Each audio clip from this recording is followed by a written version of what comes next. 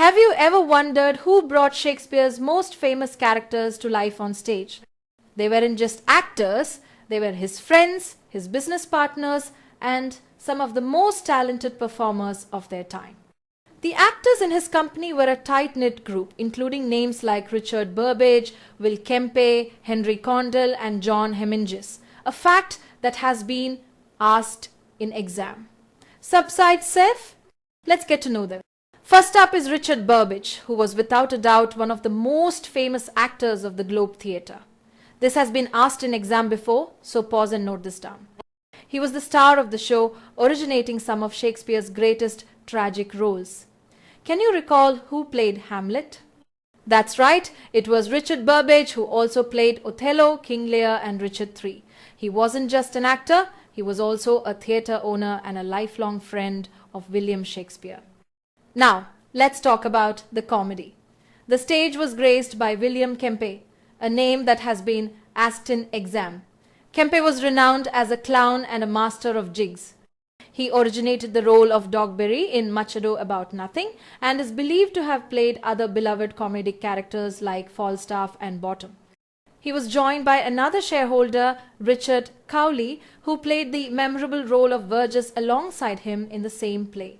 But here's the golden trick.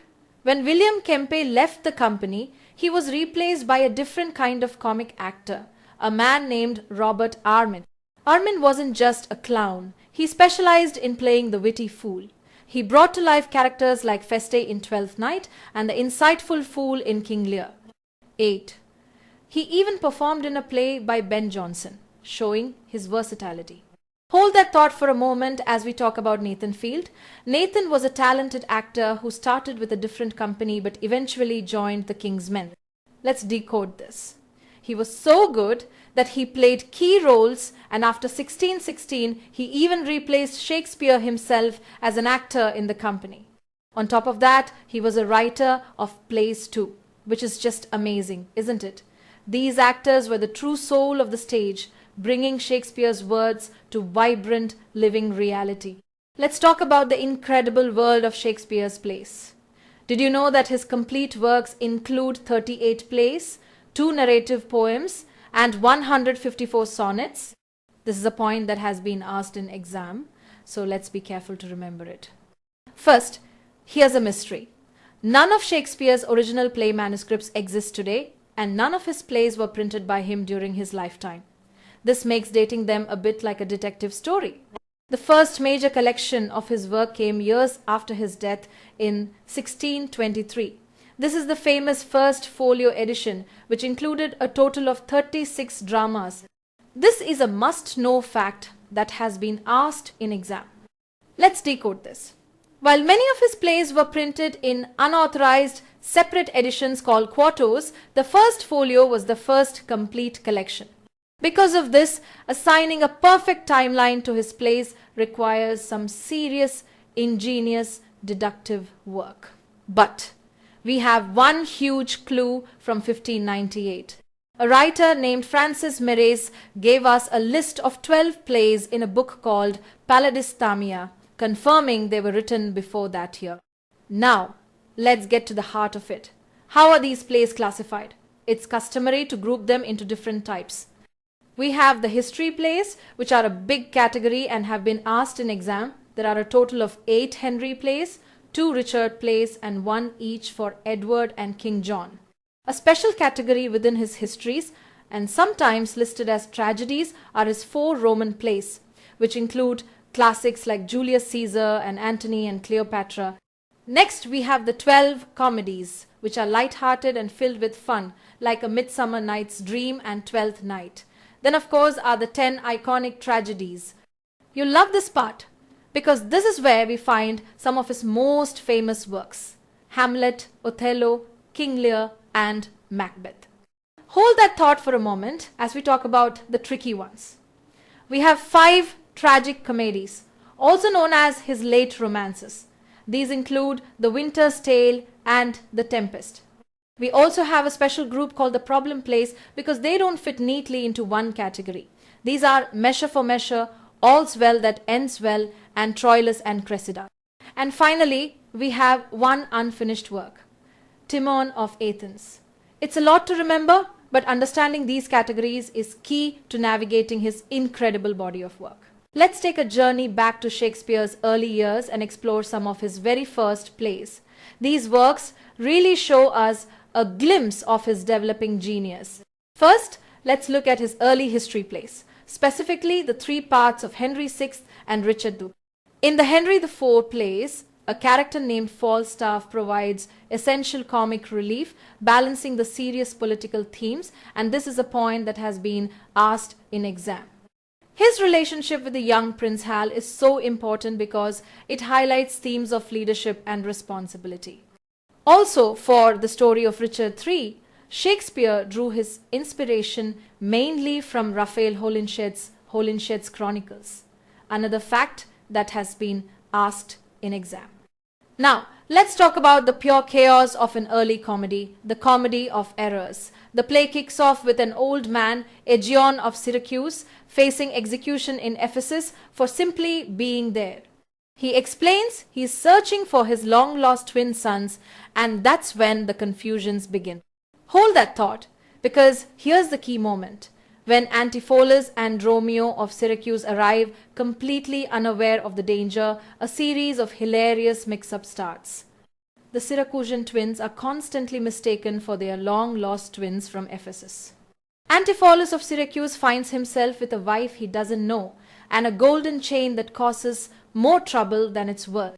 It all culminates in a wild chase and accusations of madness, until a wise abbess reveals a secret and brings the two families back together. Moving to something darker, we have Titus Andronicus, a Roman tragedy believed to have been written between 1588 and 1593. Here's something you probably didn't expect. It's believed that Shakespeare probably collaborated with George Peele on this play. This is a very specific fact that's been asked in exam, so let's be sure to remember it. The play begins with the Roman general Titus bringing Tamora, the queen of the Goths, to Rome as a slave, setting the stage for a cycle of violence and revenge. Finally, we have The Taming of the Shrew, a play all about love and chaos. It focuses on the courtship of Petruchio and the notoriously difficult Katharina. He tries to tame her by using clever psychological tactics, like denying her food and drink. It's a fascinating look at the social norms of the time. You love this part. The main plot is set against a subplot about Katharina's sister Bianca, who is seen as the perfect, obedient woman. It's a great example of Shakespeare's early work showing us two very different ideas of womanhood. Can you recall a story where a king and his friends vow to avoid women? That's the premise of Love's Labour's Lost.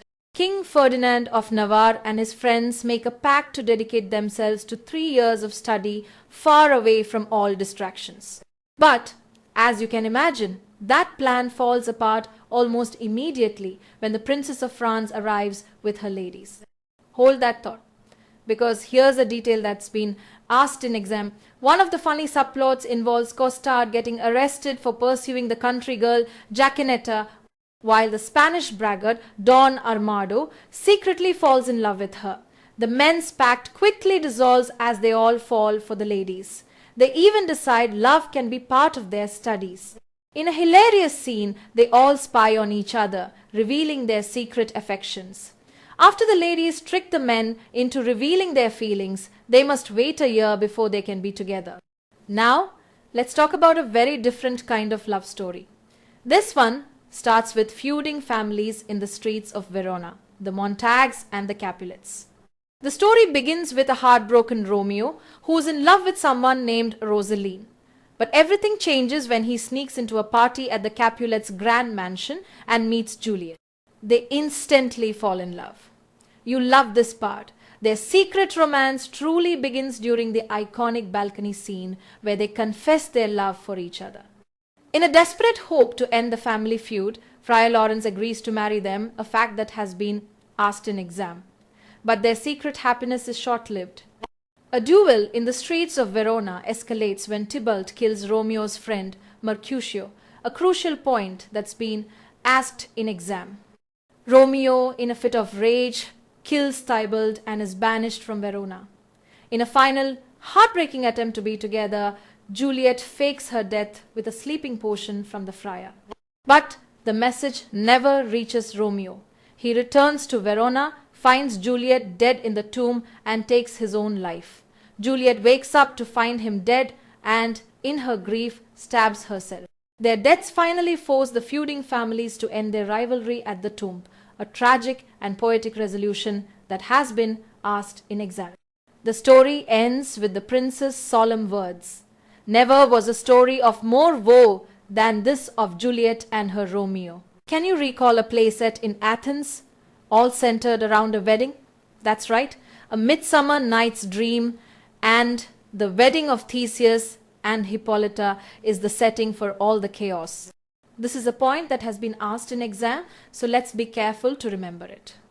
The play has two key subplots, one about 4 confused Athenian lovers and another about 6 amateur actors getting ready for the wedding. Both of these subplots have also been asked in exam, which is a great clue for you. Both of these groups end up in a forest inhabited by mischievous fairies, a crucial detail that's been asked in exam. Here's something you probably didn't expect. The fairy Puck gets involved with the 4 Athenians, a part that's been asked in exam, and causes both boys to fall in love with the same girl, leading to a hilarious chase through the forest. He also helps his master play a trick on the fairy queen, which is another point that has been asked in exam. But don't worry, in the end, Puck reverses the spell and everything is set right again. This final resolution has been asked in exam, so remember that the magic is undone. The two couples get back together, get married, and all conflicts are resolved. Now, let's talk about a very different kind of love story. This one is a pastoral tale about 2 best friends, Proteus and Valentine, who travel to Milan. This fact about their friendship has been asked in exam, so you'll want to tuck that away. Once there, Valentine falls in love with Sylvia, but Proteus betrays his friend and tries to pursue her himself, even though he already has a girlfriend, Julia, back home. You love this part. Julia, who remains faithful, disguises herself as a page to follow Proteus. In the end, Proteus repents, and Julia reveals her true identity, leading to a happy ending where both couples get married. Hold that thought, because the primary source for this play, a book called Los 7 Libros de la Diana by Jorge de Montemayor, has also been asked in exam. Finally, let's quickly talk about Richard II. Can you recall a famous character from this play named John of Gaunt? He is the Duke of Lancaster and the father of Henry Bolingbroke, who later becomes King Henry VI. The name of this character has been asked in exam, so remember it. He is most famous for his passionate "This England" speech, which occurs in the 2nd act of the play. The Merchant of Venice is one of Shakespeare's most notable comedies, famous for its complex characters and exploration of themes like justice, mercy, and prejudice.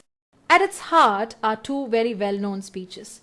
Shylock's powerful defense of humanity, "Hath not a Jew eyes?" and Portia's eloquent argument for the quality of mercy. Both of these speeches have been specifically asked in exam, so they are essential to remember. The story begins with Antonio, a wealthy merchant who agrees to borrow a large sum of money from the Jewish moneylender Shylock. The loan is for his friend Bassanio to help him court the wealthy and beautiful Portia. This initial borrowing arrangement has been asked in exam. Shylock, who has a deep-seated grievance with Antonio, agrees to the loan with a terrifying condition. If the loan is not repaid, he will take a pound of Antonio's flesh. Meanwhile, Portia's suitors are forced to choose between 3 caskets, one of gold, one of silver, and one of lead, to win her hand. Bassanio wisely chooses the lead casket, earning the right to marry her. You'll love this part. As Bassanio wins his bride, Shylock's daughter Jessica elopes with a Christian named Lorenzo, taking her father's wealth with her. The plot thickens when news arrives that Antonio's ships have sunk and he cannot repay the loan. Shylock enraged by his daughter's betrayal, insists on the pound of flesh, bringing the matter to court. This demand has been asked in exam. Here's a golden trick. Portia, disguised as a young male lawyer named Balthazar, appears in court to defend Antonio. She uses a clever legal argument to save his life, stating that the bond allows for a pound of flesh but no blood. After Shylock is defeated, he is not only denied his bond but is also forced to convert to Christianity. To add to the chaos, Bassanio and his friend Graziano unknowingly give their wedding rings to their disguised wives, a detail that's also been asked in exam, so let's be careful. The play ends with the joyous news that Antonio's ships have returned safely and the couples are finally ready to celebrate their happy ending. Next, Much Ado About Nothing. This play, written around 1598, is all about false accusations of unfaithfulness and how they're comically handled. It has two main storylines. The first is the serious one, the Claudio hero plot, which comes from an older Italian story. The second is the witty, playful one between Beatrice and Benedick, which is Shakespeare's original creation and what makes the play so special.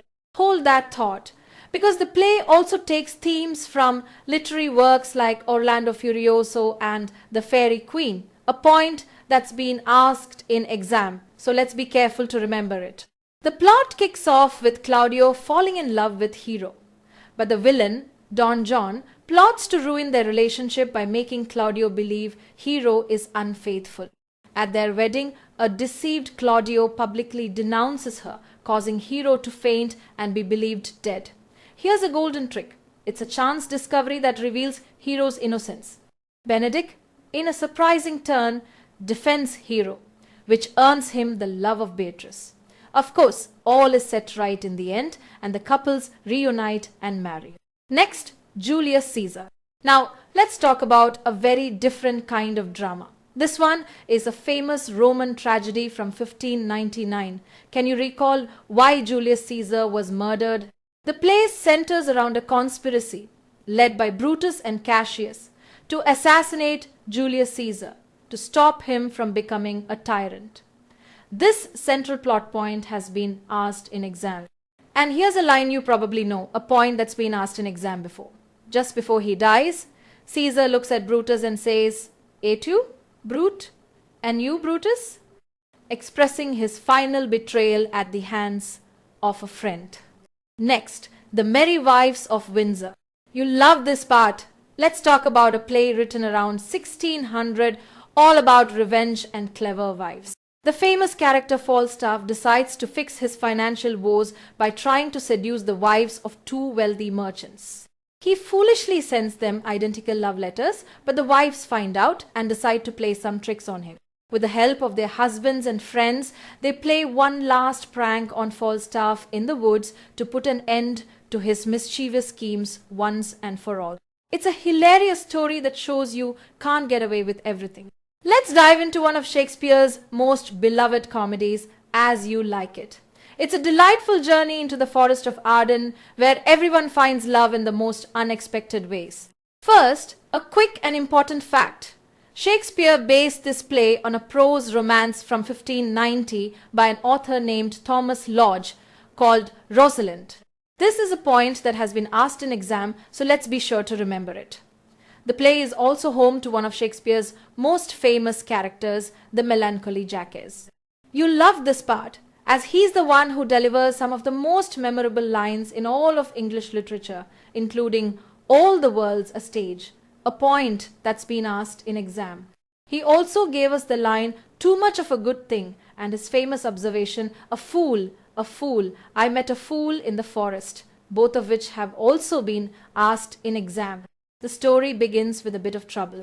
Orlando is mistreated by his older brother Oliver, while the lovely Rosalind has been allowed to stay at court by her uncle Duke Frederick, who has usurped the throne from her father Duke Senior. This political situation, with Duke Frederick having deposed his brother, has also been asked in exam.